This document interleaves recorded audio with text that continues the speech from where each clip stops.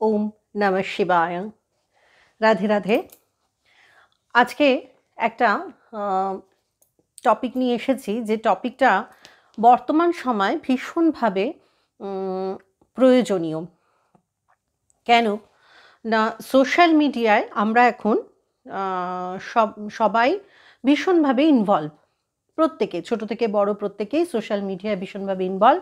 Social media ছাড়া আমাদের জীবনটা অসম্পূর্ণ, এরকম একটা পরিস্থিতি।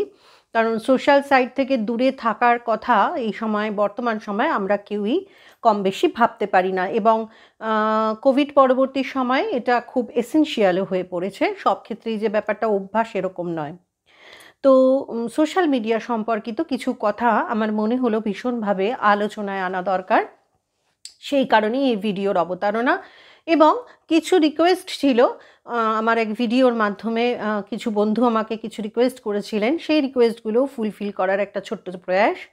তো প্রত্যেক দিনের মতো আজকেও ভিডিও শুরুর প্রথমে একটাই কথা বলবো, যে ভিডিও যদি ভালো লাগে তাহলে অবশ্যই পুরোটা শুনুন, স্কিপ করবেন না। আপনার যদি মনে হয় উপকার হচ্ছে, তাহলে বন্ধু বান্ধব, আত্মীয় পরিজন, বাচ্চাদের মধ্যে এই ভিডিও শেয়ার করুন। চ্যানেলটাকে সাবস্ক্রাইব করুন, বেল আইকনটা প্রেস করে রাখুন। সমস্ত রকম ভিডিওর নোটিফিকেশন সবার আগে আপনার কাছে পৌঁছে যাবে। প্রসঙ্গে আসব। বিষয় অবশ্যই সোশ্যাল মিডিয়ার বা সোশ্যাল সাইটের এফেক্ট। প্রথমে দু একটা ঘটনার অবতারণা করব ছোট্ট করে। প্রথম ঘটনা যেটা বলবার, যে কিছুদিন আগেই আমার একটি ভিডিওতে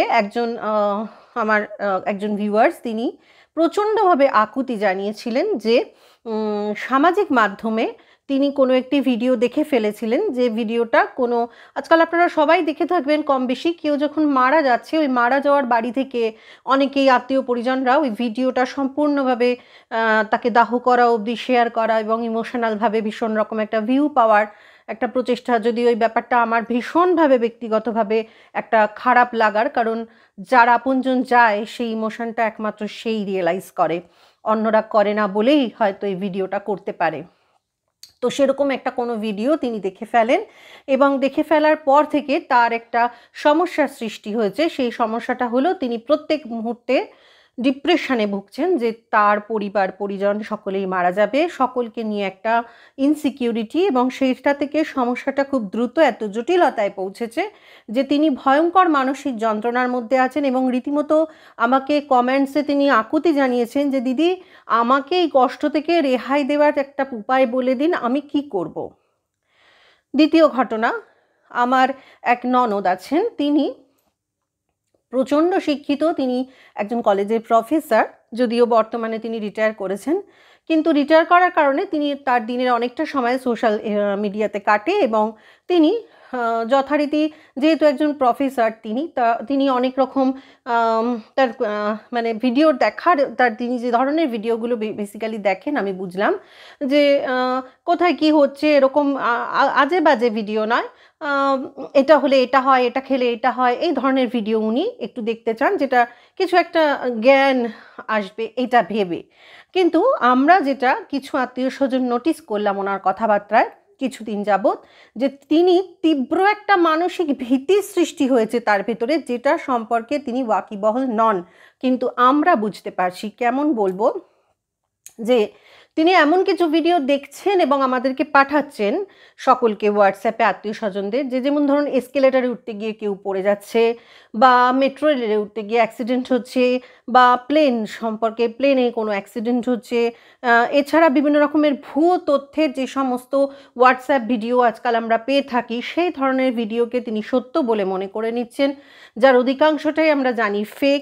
কিন্তু তার পক্ষে সেটা বোঝা সম্ভব নয়, কারণ তারা যেটা দেখেন সেটাই বিশ্বাস করেন, এবং বিভিন্ন রকমের খাওয়া দাওয়া নিয়ে, যে এটা খেলে এটা ভালো হয়, ওটা ভালো হয়, সেগুলোকে তিনি অবলীলায় বিশ্বাস করে ফেলছেন। এবং আমরা যখন তাকে, এবং তার থেকে যে ভীতিটা সৃষ্টি হয়েছে, তিনি প্রচণ্ডভাবে সর্বক্ষণ একটা প্যানিক করছেন, এবং সকলকে সচেতন করছেন যে এটা করিস না, ওটা করিস না, লিফটে উঠিস না, এসকেলেটরে উঠিস না, ওঠার সময় সচেতন হোস। অবশ্যই তিনি কেয়ার থেকে করছেন, কিন্তু উনি বুঝতে পারছেন না যে এটা ওনার মধ্যে একটা মানসিক ভীতি সৃষ্টি করেছে। আমরা কিছু আত্মীয় স্বজন মিলে যখন তাকে এটা বোঝাতে চেষ্টা করলাম, উনি বললেন যে না না, এগুলো তো সচেতনতার জন্য দেওয়া হয়। ওনাকে এটা বোঝানোই গেল না যে সচেতনতার নামে বেশিরভাগ যে ভিডিও আমরা আজকাল হোয়াটসঅ্যাপে বা সোশ্যাল মিডিয়ায় দেখে থাকি, অন্যান্য সোশ্যাল সাইটগুলোতে, তার অধিকাংশটাই বেসিক কোনো তথ্যভিত্তিক নয়। মানুষ কিছু সস্তা ভিউ কামানোর জন্য মানুষের মধ্যে যে ভীতি সৃষ্টি করছে, এবং এই ভিডিও দেখার ফলে তার মধ্যে সচেতনতার বদলে যে ভীতি সৃষ্টি হচ্ছে, সেটা যে কি ভয়ঙ্কর সেটা উনি বুঝতে না পারলেও আমাদের কিছু মানুষের চোখে অবশ্যই পড়ছে। আরেকটা ঘটনা বলবো ছোট্ট করে, যে আমাদের এক আত্মীয় বাচ্চা, ছোট, তার বছর 10 বয়স। হঠাৎ দেখলাম বাচ্চাটি, ছেলে সে একজন, বাচ্চাটি দেখলাম হঠাৎ একটা ভিডিও বানিয়ে আমাকে দেখাতে এনেছে যে আমি তার জেঠিমা হই, যে জেঠিমা আমি একটা ভিডিও করেছি দেখো, কি না বেসিনে সে তার মোবাইলটা সেট করেছে এবং হাই গাইজ, হ্যালো গাইজ, আমি আজকে তোমাদের মুখ ফেস ওয়াশ করে দেখাবো, আমার ফেসটা ওয়াশ করব বলে সে ফেস ওয়াশ হাতে নিয়েছে, মুখ পরিষ্কার করেছে, জল দিয়ে মুখ ধুয়েছে, মুখ মুছেছে, এরকম একটা ভিডিও সে করেছে। ব্যাপারটা তখন খুব হাস্যকর মনে হলেও আমাকে একটু ভাবালো যে বাচ্চাটা এগুলো দেখে শিখছে, এবং এর সাথে সাথে এমন অনেক ভিডিও এখন ভীষণভাবে সবার হাতে আসছে যেগুলো তার পক্ষে শেখা উচিত নয়। না জানি সে আর কি কি ভিডিও করতে পারে, কারণ তার বাচ্চা ছোট বুদ্ধিতে বোধ থাকার কথা নয় যে কোনটা করা উচিত কোনটা করা উচিত নয়। কারণ সোশ্যাল সাইট খুললে যে ভয়ঙ্কর রকমের রিলস, শর্টস আমরা দেখতে পাচ্ছি, তার মধ্যে অধিকাংশ মানুষই বয়স্ক, বড়, যাদের এই বোধটা থাকা উচিত কিন্তু নেই বলেই, এবং কিছু সস্তা রোজগার এবং কিছু সস্তা প্রচারের জন্য যা হচ্ছে সে সম্পর্কে আপনি আমি সকলেই হয়তো অবগত। কেউ সচেতন, কেউ সচেতন নয়। প্রথমেই আমার একটা জায়গায় বলার আছে, যেটা পরে ভুলে যাব বলে রাখি, দয়া করে বিরত হন এই ধরনের ভিডিও বুঝতে পারলে দেখা থেকে, এবং দেখ কি হচ্ছে বা দেখো কি হচ্ছে বলে অন্যকে পাঠানো থেকে বিরত হন। ওই যে ভিউটা সে পাচ্ছে, ওই ভিউটার লোভেই কিন্তু এই ধরনের ভিডিও এত এত বেশি বেড়ে যাচ্ছে।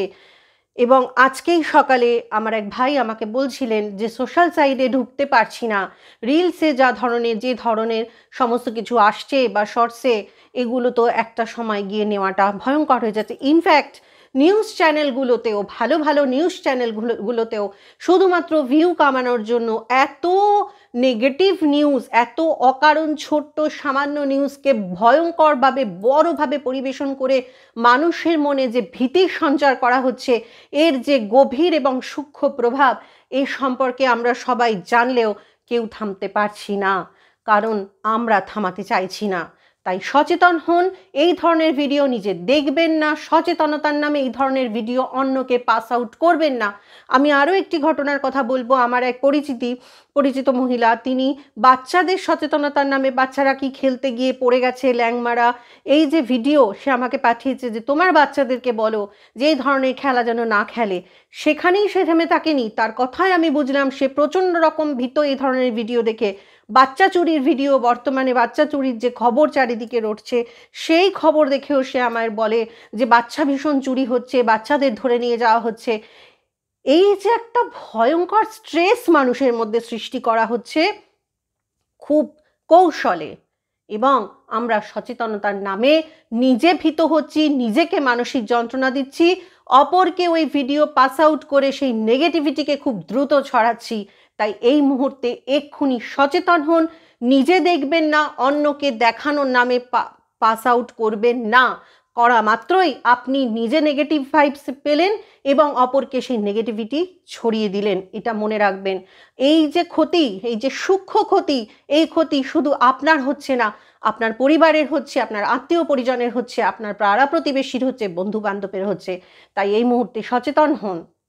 এবং এই ধরনের ভিডিও থেকে যদি আমরা যে মানসিক যন্ত্রণার কথা বললাম, আমার যে তীব্র যন্ত্রণা, এর থেকে বেরোনোরও কিন্তু একই উপায় যদি জানতে চান, এই ধরনের ভিডিও দেখবেন না, স্কিপ করুন, এবং প্রত্যেকটা মুহূর্তে নিজেকে পজিটিভ কিছু দেখা, পজিটিভ কিছু ভাবনার মধ্যে রাখার চেষ্টা করুন। তবেই আপনি এই ধরনের মানসিক তীব্র যন্ত্রণা থেকে মুক্তি পেতে পারেন।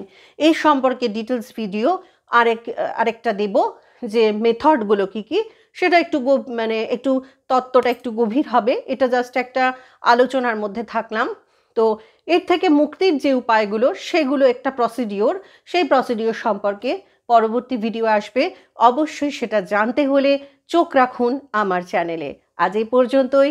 নমস্কার, ধন্যবাদ।